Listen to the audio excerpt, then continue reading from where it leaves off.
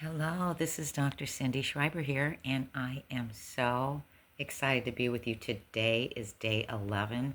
I can't believe it, how deep we're going and how much these sessions mean to me. Just producing this and really going into this stuff helps me to help you better, and I am so excited about this book, 30 Days to Your 30-Day Sobriety Solution, because it's covering everything. And after I get done with this one, I'm so excited because I heard of a very, very deep, deep meditation from, again, Shaolin monk. And I listened to it in depth and I realized, oh my gosh, it was so powerful.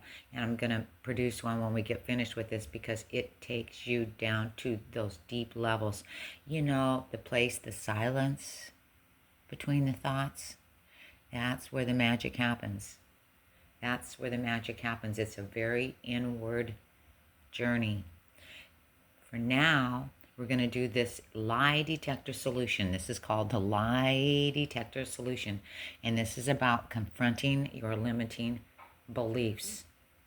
You know, I remember the time I was 27 and I was so deeply in love with this man. And I fell apart when he wanted to end it. I wanted him to be the person for the rest of my life person.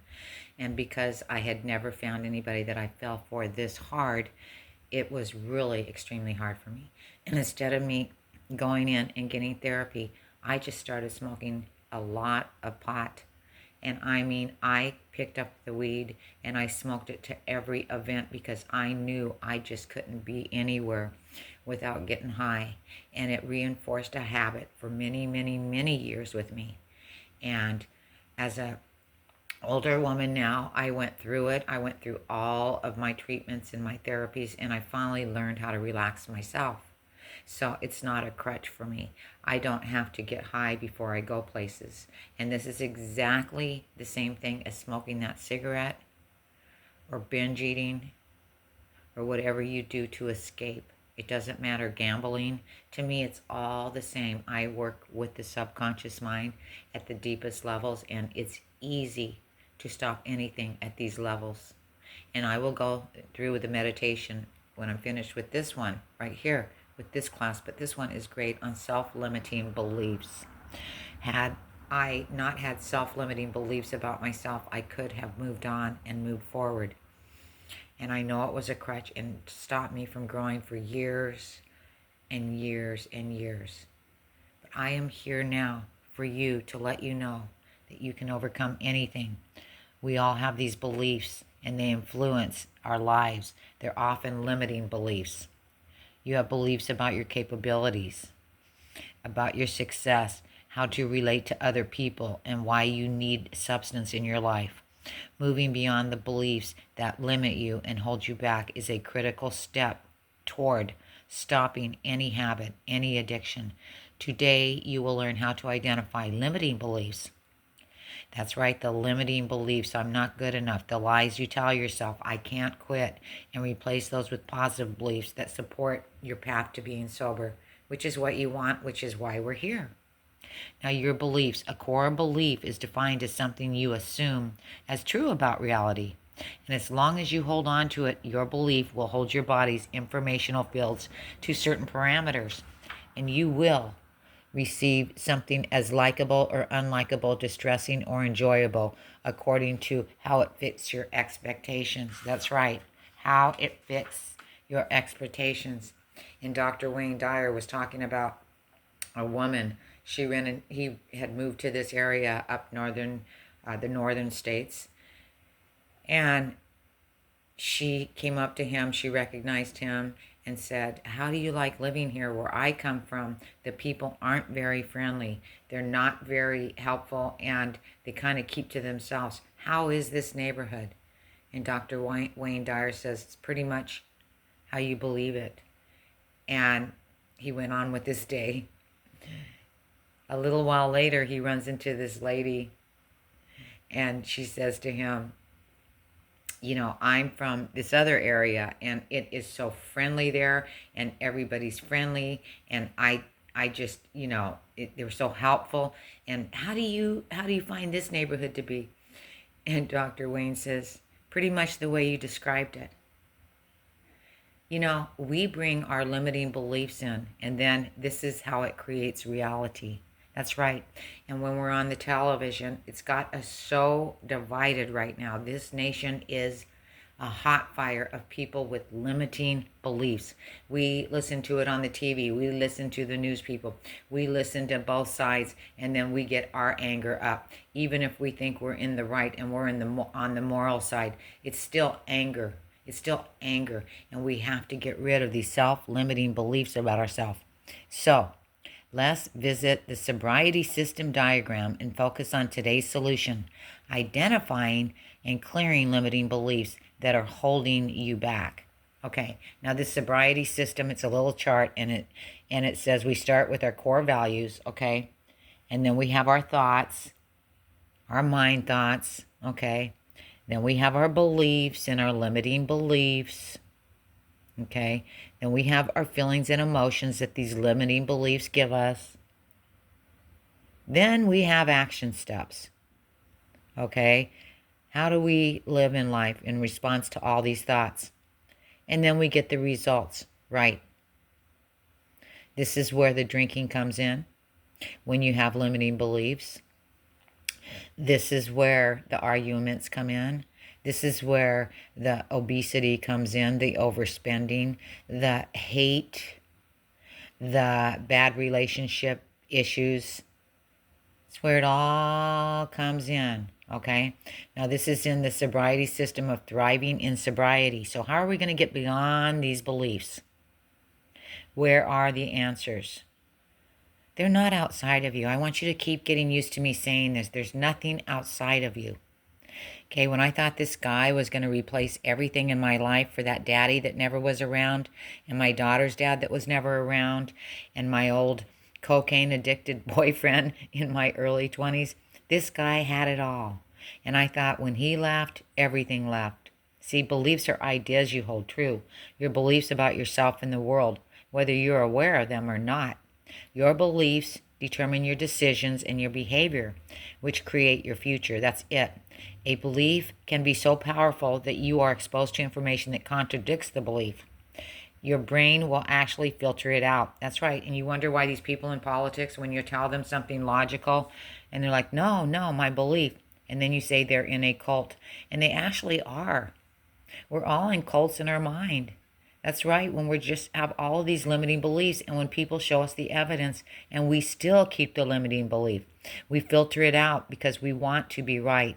A part of the brain called reticular activating system, RAS, acts as a filter for all incoming sensory sounds, sights, smells, taste, and touch. That's right, as a hypnotherapist, and I tell people, they say, oh, well, can you do mind control on me? And will you implement things that I don't want to do, and I'll go out and do them? And I told the people, what I have learned is that if I give you a direction and it's not in your belief system, your reticular activating system, your RAS, filters it out, and you simply won't do it. You won't do anything that's against your value system. It overrides even hypnosis.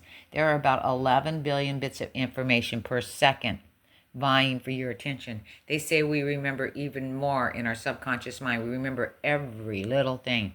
And this information gets through the filter of your awareness, includes strongly felt needs, your stated goals, and the conscious and unconscious beliefs that you have.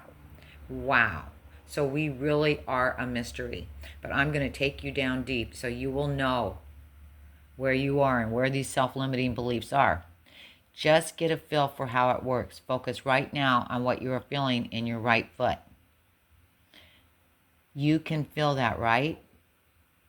But until we directed your attention to it, your RAS was filtering it out because it wasn't relevant to your reading, which was your focus. This filter is useful because it allows you to ignore unimportant stimuli so that you can focus on the task at hand. The problem is that the RAS may also filter out important information such as opportunities and resources that can help you achieve your sober goals, because that information does not match your dominant belief, right? I need drugs to be relaxed, confident, funny, and fun in social situations. That's exactly what I thought when my boyfriend broke up with me. Boy, I need to get high before I go to this event because I don't want anybody to see this shriveled up mess of a person. I need this drug, this marijuana, to relax at the end of the long, hard work day. This is any drug. From the sobriety system, you can see how thoughts and beliefs are connected. Your thoughts create your beliefs, and your beliefs direct your thoughts. This is what therapists will tell you a million times in a million ways. Your thoughts and beliefs are constantly interacting. My model was create the life you really want. And the important point here is that you have a huge impact on your life, your thoughts, your state of mind, and in particular, your ability to cut back or stop using. Since your beliefs control your RAS, the doorway to your perception, if you're going to change your life, you first have to change your beliefs. Oh my gosh, they keep you stuck. Now we're going to change from alcoholic drinker to believing in yourself. Your worst enemy cannot harm them as much as your own unguarded thoughts. And these thoughts, this is what we're going to deal with, thoughts. Okay? Thoughts are random. You can have a song that comes in your head from 30 years ago, some ketchup commercial, and it just regurgitates through your mind. And you know sometimes the thoughts you have, you're like, oh my God, did I say that? Or did I think that? Or that's a weird thought. I remember thinking of a family when I was about 8 years old that I hadn't thought about in 50 years. This family, and I could picture them at this house, and they were all big people. They were kind of all obese, and I kind of got this feeling from them that they were just lazy, sitting around. They had those tall iced teas with a lot of ice cubes through them, and I was probably just playing with one of the kids from that house, and that's all I can remember. But it's funny how these thoughts and beliefs are constantly coming into you, and as you learned on day 5, what you believe about yourself shapes your life. Whether a belief is positive or negative, you are living its effects right now. You see the world and it determines your actions. Ask yourself this: if you believed that something was not possible, would you attempt to do it? Now, for the majority of people, the answer is no. And the stronger you believe that you cannot do something, the more likely are that you never will. Of course, the opposite is also true. The greater you believe that you can accomplish something, the more likely you will. Why? The answer is simple. Your belief that you can accomplish something will lead you to take the action that you need to take. In other words, if you believe you can, you will try. If you believe you can't, you won't ever even try. Limiting beliefs are lies that you have told yourself. They are lies that you have told yourself, often unknowingly. You may have gotten fired from your first job. Carol Burnett was being interviewed by Jimmy Kimmel, and she was saying that she worked right down here in Hollywood where I live. She went to Hollywood High, and she got a job in the first theater because she loved movies. And this couple came in. She was just a little usher girl. And they wanted to see this movie because back in the day you could see movies anytime, night or day. And they came in and she said, well, it's Alfred Hitchcock's, that famous movie he made, I think with the birds. And she said, it'll be ruined. It's the last 5 minutes if you go in. Just, why don't you go get popcorn and drinks and come back in 5 minutes? This couple got so irate that they went to the manager. And the manager came over to her 14-year-old self and said, why didn't you let them in? And she said, well, because, I didn't want to ruin it for them because it was almost over. And he said, well, your job is done now. And she was fired right there on the spot, and she was so embarrassed. Well, fast forward years later, she had them put a star on the Hollywood Boulevard right in front of that theater. Miss Carol Burnett, hello.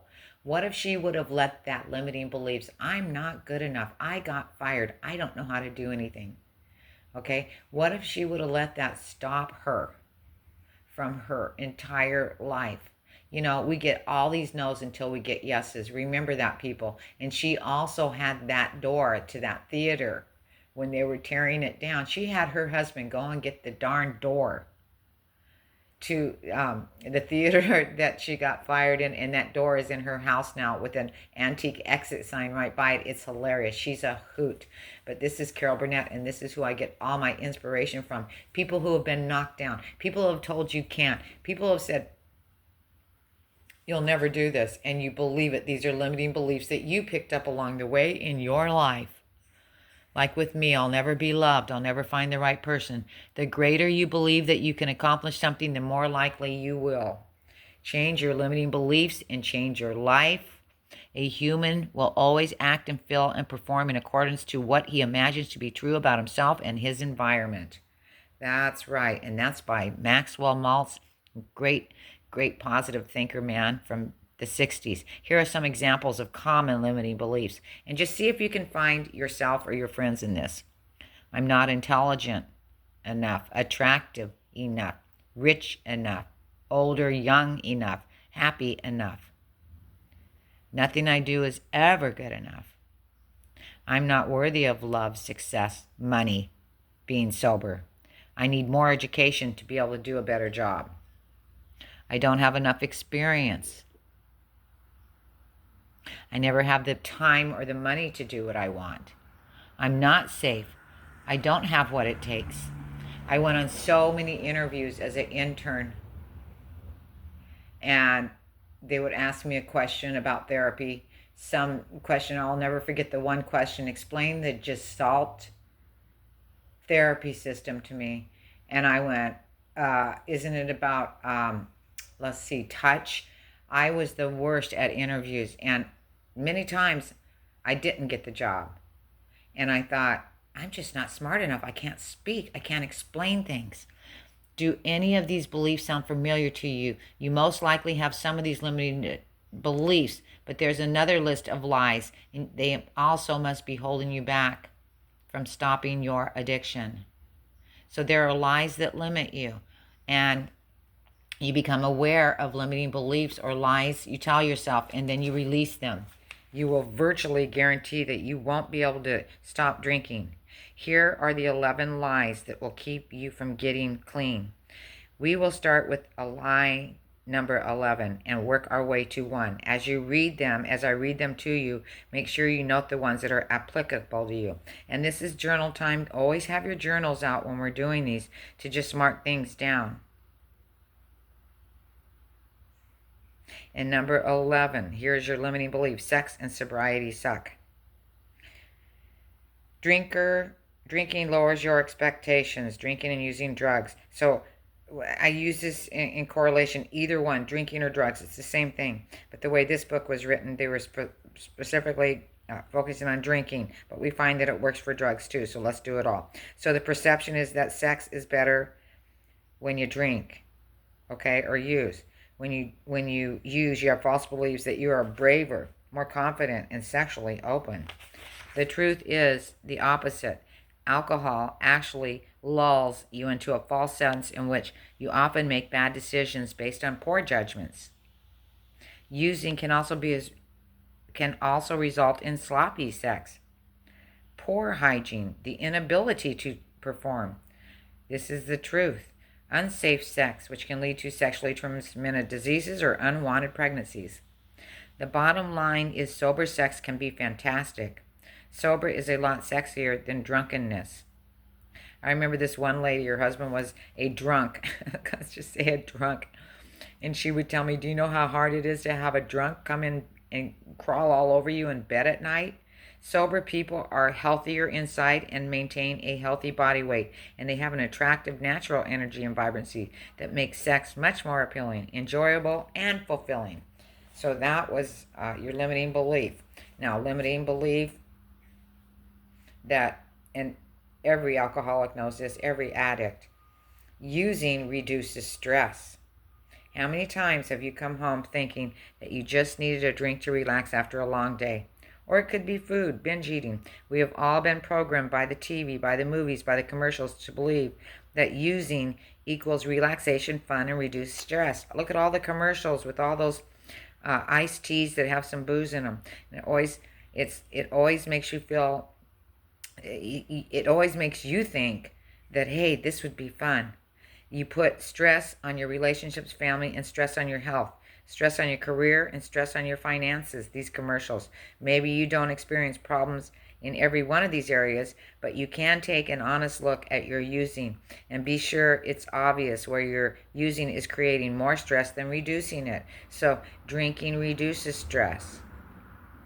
This is all momentarily. The reality is that you create more stress by overusing in your relationships with your family. It's mostly stress on you and your health, stress on your career, stress on your finances. So that's number 10, the limiting belief. Okay, we are busting these lies that limit you. This is the Lie Detector Solution. Okay, now we got number 9. I have to reach rock bottom. I know people that are worse than me. I can control this. Here's another limiting belief. Millions of people around the world quit drinking every year, are using, and many of them did not wait until they lost their job, marriage, health, wealth to finally quit. You can choose to quit drinking at any level. And as we discussed on day 1, you can choose your own rock bottom. All it takes is for you to make a clear decision and to take action to make a lasting change in your life. Some people stop drinking after one weekend of partying and getting very, very ill from it. But when you have this real need to escape, you'll overcome that and forget all of those things. And so that was the limiting belief, number 9. You have to reach bottom to stop. And number 8, users are losers. We've avoided using the word alcoholic as much as possible in this program, but this label is associating limiting beliefs also extends to excessive drug users and problem users. Okay? People struggle with addictive behaviors, whether they are full-blown alcoholics or just problem drinkers or users. They're stigmatized and they feel embarrassed, guilty, and ashamed. Yet a U.S. government report released in November of 2014 found that 29% of the U.S. adult population meets the definition of excessive drinking. I think with the drinking, because it's advertised more and it's more socially acceptable, it's everywhere. Here in Hollywood, the bars are full. Many are high achievers, okay? This reminds us of the famous Harvard Law School address to the incoming students. Look to your left. Look to your right. One of you will not be here by the end of the year. Thinking about it this way. You could say to an audience of U.S. adults, look to your left. Look to your right. One of you is an excessive user. Excessive users and alcoholics include presidents of countries and cooperations, Grammy and Oscar winners, and very likely some of your neighbors and friends. That's right. I was surprised to see that all the drugs that were brought into the White House for all the drug users when Trump was in. It was unbelievable. That doctor had everything in there, even fentanyl. Oh yes, people. People are addicted, and many of them hide it. It's becoming where they just do it right in plain sight. Okay, your limiting belief that number 7, drinking wine is healthy. That's right. So you'll get the studies that say wine is healthy. Wine is healthy for those antioxidants it gives you. It is healthy because it relaxes you at night. And I remember moving up to Northern California and everybody drank wine. Alcohol makes me kind of sick, so I really didn't get the thrill of it. I would try it, but I never really had a lot of cravings for it. The truth is that alcohol is a poison. That's right. The word intoxicate can be meant to poison someone. All drugs have poisonous side effects. That's right. Alcohol is used to fuel cars. It's a preservative. It's for disinfectant and anesthesia. Don't kid yourself into thinking that putting that poison into your body on a regular basis will somehow have a healthy impact. And this is even with wine. Some people can drink a glass at night. and that's fine. Or every, a couple times a week if you're not an addict. You have to find what's poisoning you. So that is limiting belief that drinking wine is safe and healthy. That's number 7. Okay, and then number 6, here's another limiting belief. And I've heard this many times. I have an addictive personality. Problem users may rationalize that they use by saying they have addiction in their family. This guy said this yesterday. I have ADHD, and don't try to give me your tips to quit. It's ingrained, and nothing helps. And I said, yes, it does, because I've had it too. Had it. Get it? Had in the past. Okay? You have such limiting beliefs about yourself. You have an addictive personality. Study shows that some people do have a genetic predisposition towards addiction, but you're not born an addict unless your parent was. And then you go through that when you're a baby and get right off it, okay? You're not born an addict, and you do have the choice and ability to live a non-addicted life. Being human comes with a great gift, the gift of being able to make choices in your life. Okay, limiting belief number 5. I can't have a successful career without drinking. And so many people believe this, especially with alcohol. The drugs, they're a little bit of a different game. But as far as the alcohol goes, everybody's drinking. And people really feel left out when they stop the alcohol because it's socially acceptable. That's right. You want to go with your coworkers. You want to go for the drinks. You want to go on the seminars. You have cocktails. That's right. But who are the people that go up to that room when the party's over and they're still drinking alone till morning, right? That's how bad drinking is for some people. Would you want your surgeon to operate on you while nursing a hangover? Trust us, your manager, your business partner, your clients, and the accounts you handle do not want their reputations and their success in the hands of someone who drinks excessively or uses excessively. Even if you do need to socialize with the clients or the colleagues, you can always order a non-alcoholic beverage, and it looks better on you. It makes them feel like, you know what, this person's all about the business. And then limiting belief number 4, I have a disease. So many people take this so serious that there's some disease like causing the ADHD. That's made up. Okay, you may have some effects of being hyper and some effects of being disorganized, but I can help you with that, okay? I have a disease. Many people embrace the concept that their alcoholism or drug addiction is a disease. I have a disease. It's a disease. I have it just like diabetes, okay? And they make themselves so removed from everyone else. Do not undermine your ability to change your relationship with drugs and alcohol by holding on to a belief that you have a disease and cannot change your behavior to recover from it. Taking a deep breath, whether you believe that drinking alcoholism is a disease or whether addiction is a disease, doesn't matter. Just quit.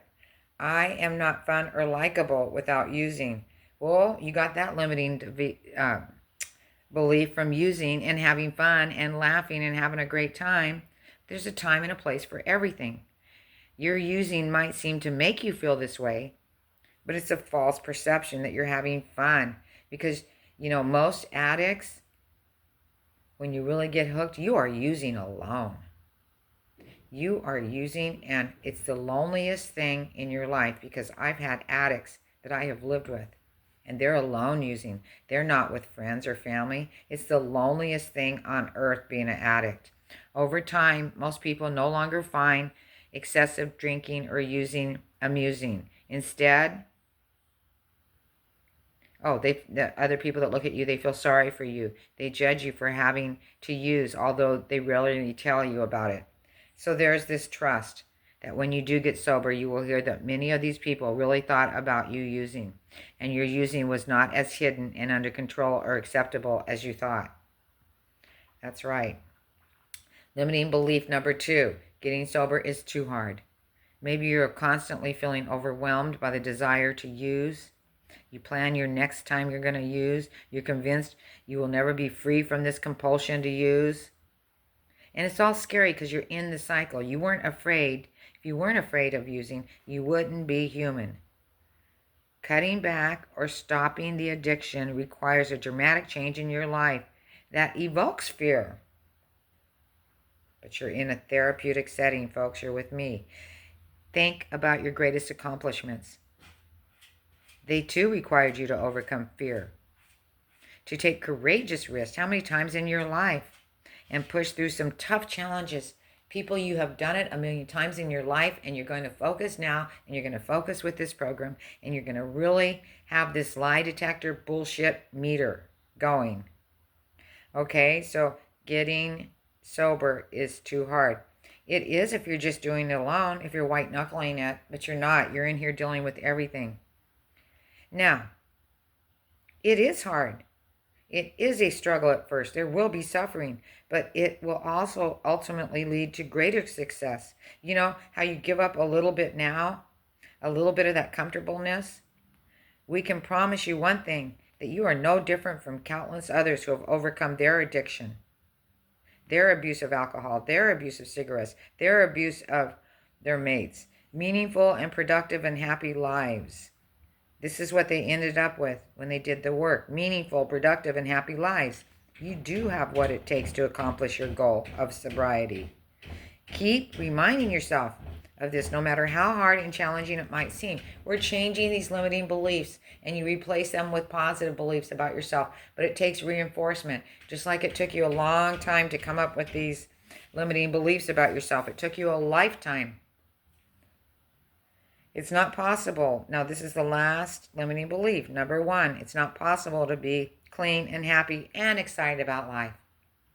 Now, if you're stopping a heavy-duty drug, I'm telling you right now, it will feel empty a while. I told you the chemical reasons when getting off of fentanyl. They have attached to your serotonin, your dopamine, and that fentanyl is in place of it. It is in place of that happy chemical in your life. And it takes a while for it to come out. So you have to have faith in the program, and you have to keep on keeping on.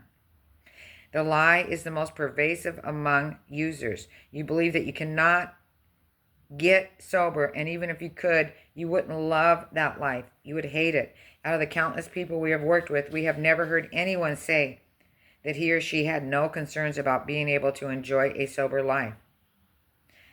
Dave recalls in his very early sobriety looking into the eyes of people in disbelief as they shared that they were actually happy sober. He couldn't even comprehend it. And even the idea of drinking or using no longer burdened them. The idea of drinking or using just didn't burden them, okay? You know the truth. It can be hard to believe, but we ask you to trust us. You can be clean and have a life filled with incredible joy, meaning, and passion. And anybody that's quit for a while will tell you, my life is 100% better, 1,000% better. The first action step for today is to write down which of these 11 limiting myths or beliefs or lies that you have believed up until now. It will be different for everybody. I'm not smart enough was pounded through my head when I was little. My brothers and sisters were tall with blue eyes and beautiful. I'm not tall enough. I'm not pretty enough. I'm not attractive enough. These are all at 3 years of age, these limiting beliefs. What are yours? What are yours? Write these down. Have you ever embraced any other limiting beliefs that are directly tied to your using? Here's a few more to consider. Have your pens and journals. Using gives me freedom. If I stop, I will lose my freedom. I don't like anybody telling me what I can do. There's no way I can become a normal drinker or user because complete abstinence is the only thing that works for the problem drinkers. What makes me successful in my career is the reward of using at the end of that long, hard day. Or here's another one. I just never thought I could be someone who didn't use. It's going to be physically painful to stop using. I need to use to feel loved and connected. That was my limiting belief. Not only do people use, but they use at the same levels I do. Not only do people drink or use, they also drink at the same level I do. So then you say, well, other people can do it, and look, their lives are working. Go ahead and add any limiting beliefs that fit your list, as well as some new ones that might occur as I've been speaking. Okay? Where do your limiting beliefs come from? I was afraid I wouldn't be able to work anymore if I quit using and drugging. But I decided again, so far as I was able to decide anything in my distraught and depressed state of mind, that I would trade writing for being married and watching the kids grow up. It came to me that it didn't, of course. The idea that creative endeavor and mind-altering substances are intertwined in what is one of the great pop intellectual myths of our time. This was Stephen King dealing with his drinking. Can you imagine if he never stopped? Look at all the books he produced. Before we show you how to change your limiting beliefs, let's look at where they come from. And I alluded to some of those. I don't fit in. I'm not good enough. Many of those come from your childhood. Many of those come from your parents. You know, my mother was depressed. My father had left us. And she would say, it's your fault. You have to take care of me. Put the pressure on when you're little kids, okay? That's right, limiting beliefs. We're not good enough getting welfare when we're kids. When Dave took the time to look for the source of his belief it was not possible to be sober and have a happy life, he quickly found it. Through junior high and high, Dave was unhappy, but when he got to college and made good friends, he started having lots of fun. Suddenly he became happy, but all of this happened only after he started drinking with the college bunch, right? So then he related that, the strong association, okay, with being happy and having friends and having fun all the time. It's when you drink. It's such a good time. Okay? Another experience that gives you limiting beliefs are when there's a divorce in your family. These are limiting beliefs about love and self-worth and relationships and marriage and success. This can all affect your tendency to use. If you felt abandoned, this is from childhood, or somehow blamed yourself for your parents splitting up, this drug use may help you feel connected and loved. That's right. You're masking the pain of traumatic childhood events, giving yourself a sense of relief and pleasure. I'm different. I hurt more than others. This is my medicine, but the underlying pain still exists, waiting to resurface again and again until you face it and feel it and heal it. Here are the interesting things about limiting beliefs. They form in response to an event that happens in your life. But the event has no inherent meaning. The only meaning any event has is the meaning you give it. Wow. That's so important right there. The meaning that you give these events.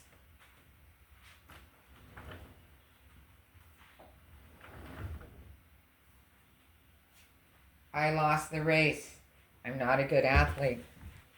I got a bad grade on the test. I'm not good at math. I failed to quit using. Again, I'll never be able to quit.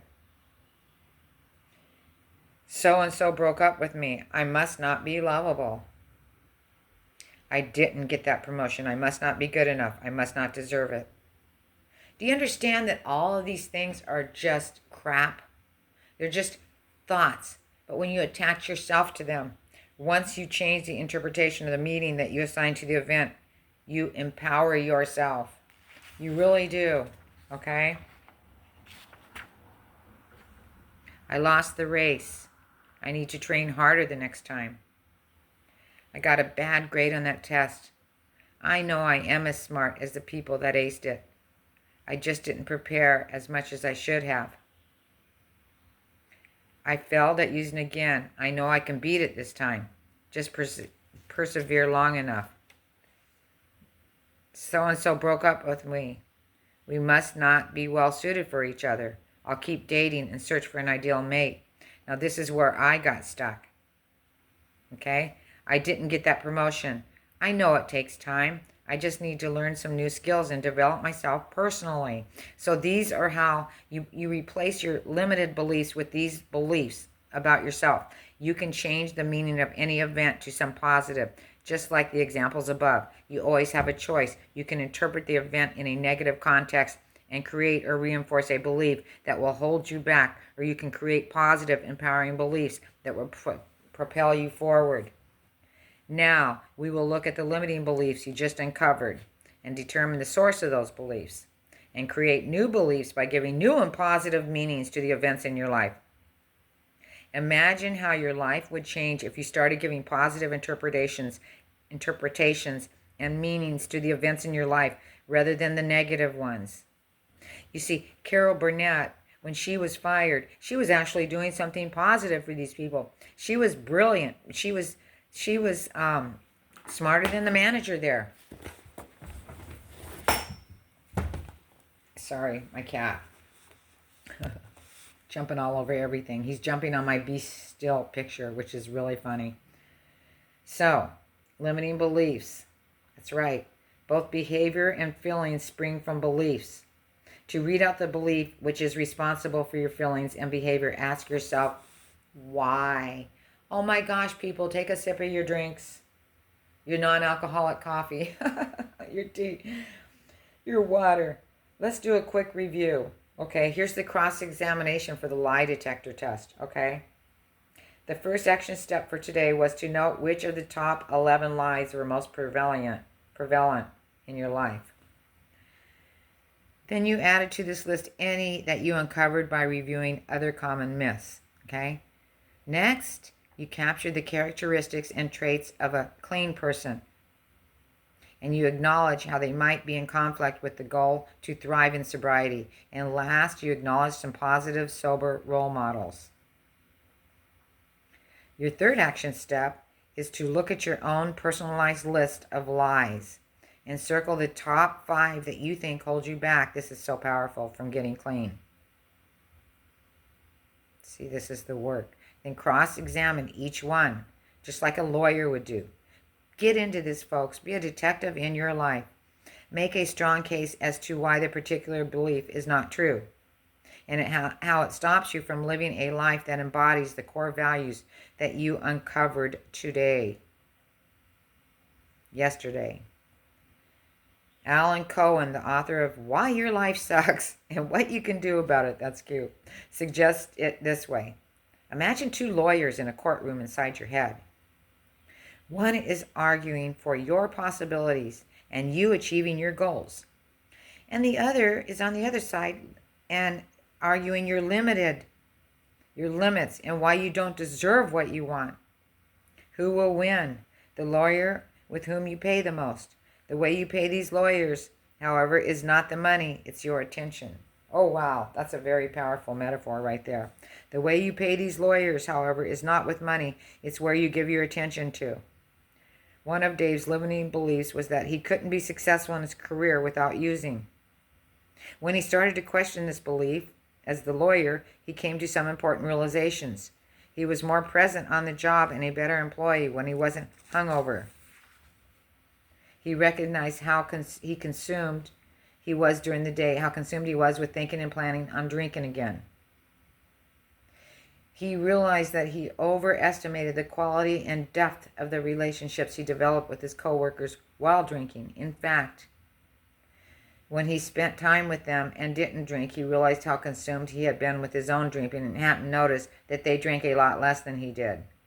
And those who drank as much or more than he did were so into their drinking that they didn't really care about him. Those who did care had their own issues with alcohol or drugs, which eventually had an impact on the ability to succeed on their jobs. Ultimately, Dave realized that every manager and coworker cares about most is the quality of their work and your ability to work well with others.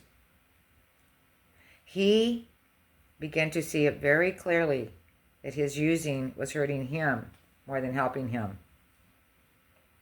The bottom is that when you begin to take an impartial point of view, it becomes painfully clear how false and limiting your old beliefs are and why you need to change them. Now consider what will happen if you continue to let your old beliefs guide your choices. Where will you be in 6 months, 1 year, 5 years down the road? What will have happened to your health, your finances, your relationships? Continuing to embrace your old beliefs will only create more pain. It also means that you won't be living by your core values. You won't be a positive role model to your family, friends, and peers. You won't live a long, healthy, fulfilled life. The list of negatives is endless. Take this time to honestly recognize and acknowledge the pain in your life that comes from hanging on to these limiting beliefs. That's right. New beliefs for your new life.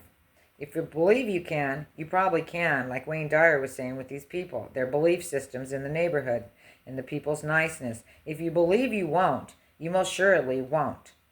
Belief is the ignition switch which gets you off the launching pad. And this is by Dennis Waitley. He's another author on mental health. Now comes the fun part. It's time to create new beliefs. This is why I get so excited. That's right. We call it reframing therapist. You give us your problems and then we reframe them. It's about creating new beliefs to replace the lies that you've been holding, that have been holding you back. Wow. New beliefs that support you thriving in sobriety, not just getting clean. Come on, people.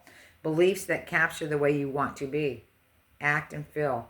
Beliefs that support your core values, which you identified yesterday. Here are some examples of new beliefs that address some of the limiting beliefs or lies we discussed today. And you can use these or write your own. Your old belief, it's not possible to be sober and still be happy. Your new belief, it's easier to experience ultimate happiness, excitement, and fulfillment when I'm sober. Or it's easier to be happy and excited when I'm sober. Okay? Old belief, I'm not fun and likable without drugs and drinking to reduce my stress. New belief, my sobriety makes me more fun, authentic, and present with my family, friends, and coworkers. Being sober gives me all the time and energy I need to manifest my goals. That's right. Being sober gives me all the time and energy I need to manifest my goals. Old belief, getting sober is too hard. New belief, I have everything I need to create a happy and fulfilling sober life. These are old belief busters, okay? The Lie Detector Solution. Old belief, I can't have a successful career without using. New belief, I can create a more successful career when I'm sober because I'm more awake, alive, alert, enthusiastic, clear-headed, and focused. People, I told you in one of these sessions, it's about logical, linear behavior, logical thoughts, okay? Intelligent thoughts. A lot of what I do is based on science because I am a hypnotherapist and people think it's woo-woo. So I combine science and research and studies that show that it's an effective and safe way to get anything done in your life for motivation. Okay, hypnosis is based on science, science of the mind. Okay, mind, body, and soul science. As you can see, this is pretty straightforward. Now, write out your new beliefs in a positive way. Avoid negatives like no or not because the subconscious doesn't hear that. You say, I'm not going to drink today or use, the subconscious mind hears, drink, drink. It's like when I tell you, don't think about a pink elephant, okay? So try not to use the words no and not. Follow the same guidelines from day 2 that you learned in the purpose solution. Once you've written your new beliefs, which support your values and goals, you're on your way to making some very big changes. Hopefully, you can see how every solution builds on the previous solution. Now recalling the pleasure principle from day 3 and the pendulum solution. The best way you can make these new beliefs stick is to link so much pleasure to them that you are highly motivated to act on them. And yes, we know we have asked you to do this before, but repetition is the key to your success in this program. So take a moment and close your eyes and dream about the new you. This is the fun part. Allow yourself to really get excited and really feel what it's like to be the new you, as if it were happening right now. How are your friends, your family, your co-workers responding to you? Have you lost some weight? Are you in better physical shape? Are you more successful in your career? Have you saved money? Have you rewarded yourself with something you've wanted but couldn't afford? Really, really see it, feel it, and believe it. The more you can picture yourself acting on these new beliefs, the more the new year will become real, which is which will cause you to make changes more easily and effortlessly. Now, I want you to stop a few moments and do this visualization. And I'm going to create the most powerful hypnotherapy visualizations I can with all this in it after I do this one class, the Lie Detector Solution for 10. I'm going to create, you guys, a session, because when you see these new yous popping in and you're at your subconscious level, this is why they work. This is why hypnosis passes your conscious mind telling you, oh, that's not true. Okay? So I will make you one. Now, we're going to review your action steps. We're almost finished, people. I'm so proud of you. I'm so proud of you today. For about 10 years, I've pretty much been not using. I went through a normal kind of late teens, early 20s drinking, but it was a choice I made because I didn't think it was very good for my life. This is Christina Ricci. Here is a brief review of today's action steps. Be sure to refer back to the text. Okay, you can buy this book and get it on Amazon probably, or you can just listen to the sessions, okay? Capturing your limiting beliefs, okay? So here's your action steps. With your paper and your pencil, review the 11 myths, the lies, the limiting beliefs, and write down which ones you believe, okay? Then add this list to any beliefs that you've held from getting you sober.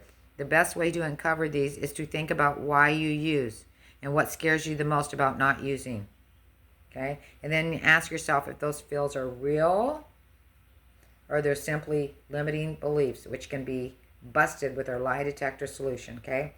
This is where we're getting real today. There's no way out. There's no way around it. You have to go through it. Write down the characteristics and traits of a sober person. Be sure to note if any of these traits is also limiting beliefs that you overlooked in the first action step. Then list any friends, family members, or public figures that you respect who are sober or who are normal users or drinkers, and review the list of celebrity teetotalers on today's companion website. I can think of one, Jamie Lee Curtis. She said her drinking bothered her daughter and she quit. I remember that. It bothered her daughter, her new adopted daughter, when she was 13. Cross-examine your limiting beliefs. Pick the 5 limiting beliefs that have been keeping you from being clean. Now, this is very important, folks, to go through with this. Next, write down each of them and how it limits you and what your life would look like if you allowed these limiting beliefs to continue to run you. This is the therapy. This is where we heal. We look at the problem. We process the problem, and then we let it go. Then approach each limiting belief like a lawyer and create a strong case for why it's not true. Be sure to write down this in your journal. Okay? And last step, write new beliefs to replace your limiting beliefs. Capture the way you really want to be, act, and feel. It's time to design your life, people, and take a minute to imagine how it will feel to be living your life in alignment with your beliefs. This is so empowering. Right now, we're rebranding you into this powerful, clean person who is getting the life, maybe for the first time ever, getting their new life back. Take a minute to imagine how it will feel to be living your life in alignment with your beliefs. And put these new beliefs in a place where you can easily review it daily for the next 19 days. I like to write notes. Put up these notes everywhere. Okay? Be sure to visit the companion website for day 11, http://day11.solutions. Okay? Where we will walk you through the additional examples for each of today's action steps. I thank you for listening. I believe in you. I love you. I know you can do this, and I am so proud of you today for accomplishing this session. I will give you the wonderful trance session next, which will be one of the most powerful trances, hypnosis sessions. They're completely safe.